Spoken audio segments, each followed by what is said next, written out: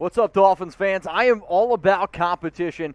And when I looked at a bunch of our YouTube channels here at Chat Sports, I noticed that the Seahawks Today channel is the closest one to us, and I am trying to conquer them. I get it. We are 3,000 subscribers away, but you know what?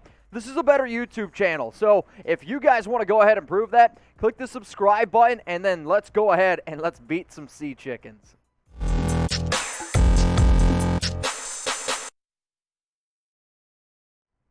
If you're looking for the latest Miami Dolphins news and rumors, you're in the right place. Mitchell Renz from Chat Sports. Ready to walk you guys through some stories about franchise tag options around Emmanuel Ogbah, Mike Gesicki, and then at the very end of today's show, some draft rumors that are starting to pop up. The first player that we're going to be talking about here on today's show is, in fact, Emmanuel Ogbah. And are the Dolphins going to go ahead and tag him? Last week, I talked about the idea of tagging Ogbah and how it would cost the Dolphins $20.2 million.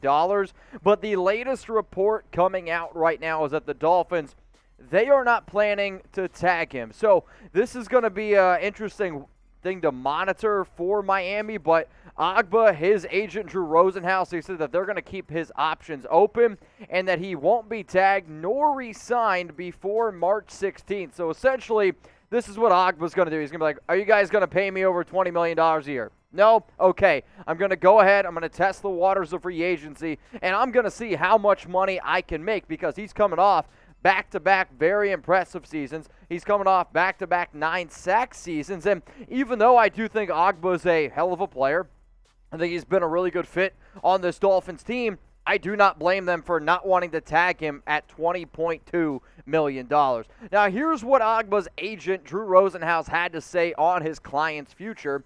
I've had discussions with the Dolphins, and the franchise tag hasn't come up, so I think it's safe to say that's not something they're planning on doing. It sounds like the more realistic scenario is Emmanuel making it into free agency and us evaluating our options, including the Dolphins. But he'll keep all of his options open, and if things work out with the Dolphins, I'm sure he'll be excited to continue his career here. And he absolutely should be excited to continue his career in Miami because before he came here, he was a player that had a career-best 5.5 sacks. Then in 2021, 41 tackles, 24 quarterback hits, 9 sacks. Or that was in 2021, excuse me. In 2020, it was 42 tackles, 21 quarterback hits, 9 sacks. The reason why these numbers here this past season are even more impressive, he had 12 pass breakups. Obviously, Ogbah's not going back into coverage with X and Byron Jones, but he is able to get his big paws up even when he's not able to hit the quarterback. So 9 sacks is impressive. 24 quarterbacks is impressive.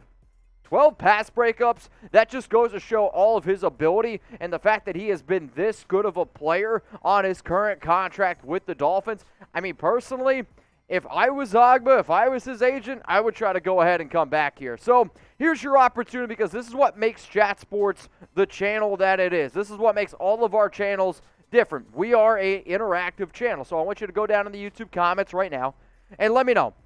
You can type that Y for yes. You can type your N for no. Will Ogbah be on the Dolphins in 2022?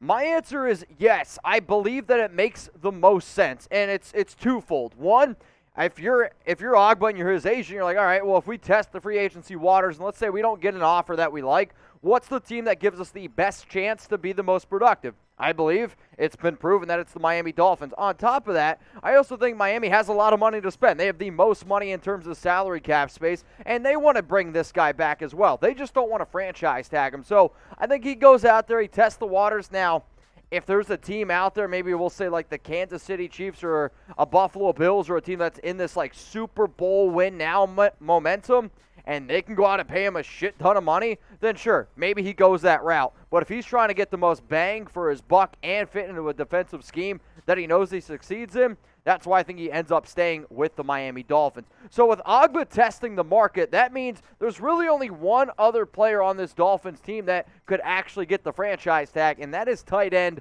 Mike Gesicki. And all the latest reports out here, the Dolphins could go ahead and tag him. In fact, there's even been more reports that have come out in the last hour that it's starting to look like Gesicki will be the guy that ends up getting franchise tagged by Miami. And I said this weeks ago, it makes the most sense. It's going to end up costing the Dolphins $10.8 million. And remember, the window, it ends on March 8th, which is tomorrow at 4 p.m. Eastern time. So you have to have all these decisions in.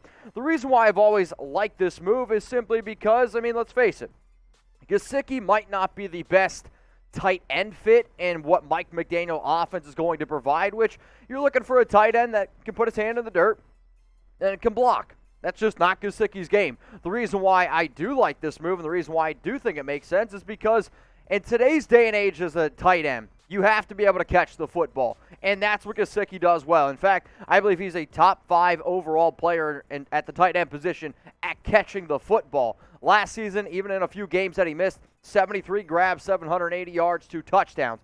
53 catches back in 2020, over 700 yards, 6 touchdowns. What is the best friend to a young quarterback who's still trying to get his feet wet? I know, a lot of feet wet, a lot of things splashing today on Dolphins Today.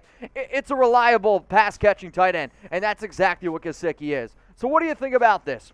Should the Dolphins tag him? Type S for sign him, essentially tag him, or you can say, no, we're going to pass, we're going to move on from that. So, I get the fact that I've asked this question a bunch because that's what we do here, and I've actually been pretty interested to see how split it's been, but you guys can let me know, should the Dolphins tag Gesicki or not?